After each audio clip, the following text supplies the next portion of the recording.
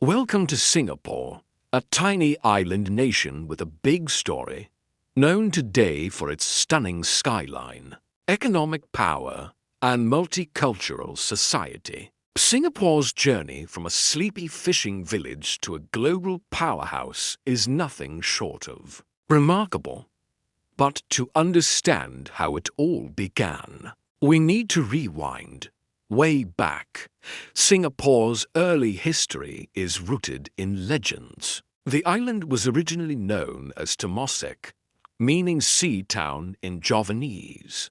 By the 14th century, it had become a small trading outpost under the influence of the Srivijaya and Majapahit empires. According to Malay folklore, a Sumatran prince named Sang Nila Utama landed on the island, saw a lion, and renamed it Singapura, which means Lion City in Sanskrit.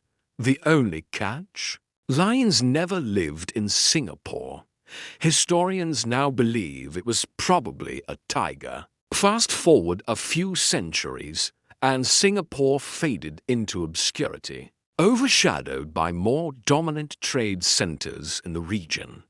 That all changed in 1819, when a British official named Sir Stamford Raffles arrived, spotting its strategic location along the Malacca Strait, a major maritime route. Raffles established a British trading post. It quickly grew as a hub for goods, people, and ideas. Singapore was officially made a British colony in 1826. As trade flourished, so did immigration. Chinese, Malays, Indians, and others poured into work and live in Singapore, creating the diverse population it still has today. But it wasn't all prosperity. Life was hard and inequality was rampant. Then came World War II. In 1942, the unthinkable happened. The mighty British Empire surrendered Singapore to the Japanese in just 1 week. It was one of the worst defeats in British military history. For 3 brutal years, Singapore suffered under Japanese occupation. Thousands died, and fear ruled the streets. When the war ended in 1945, the British returned, but their image was shattered. The people of Singapore began demanding self-rule. By the 1950s, Singapore was on a path to independence. In 1959, it became self-governing, and Lee Kuan Yew was elected as the first Prime Minister. But independence alone wasn't enough. Singapore lacked natural resources, faced high unemployment, and was vulnerable to external threats. So in 1963, Singapore joined the Federation of Malaysia. It didn't last. Political and ethnic tensions flared between Singapore and the Malaysian government.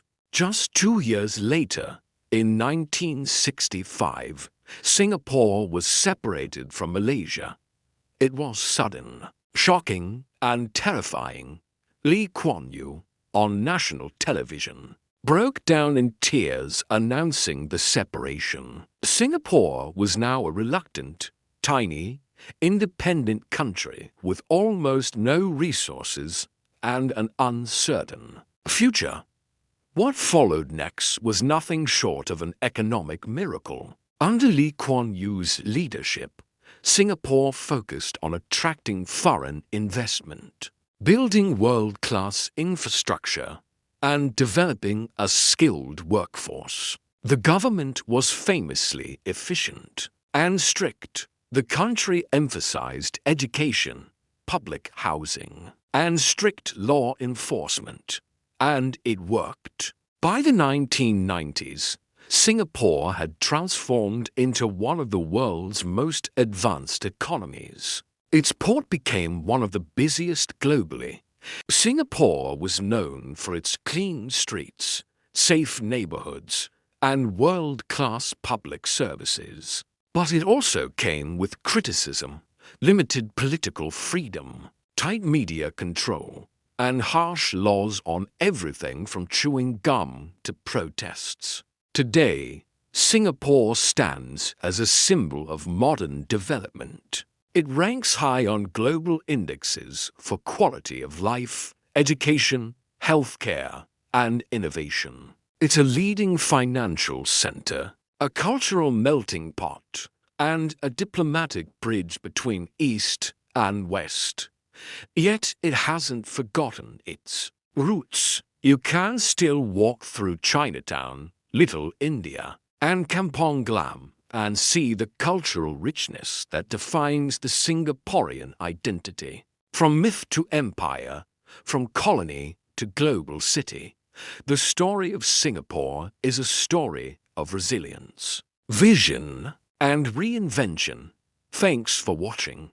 If you enjoyed this video, don't forget to like, subscribe, and hit the bell icon so you don't miss more deep dives like this one.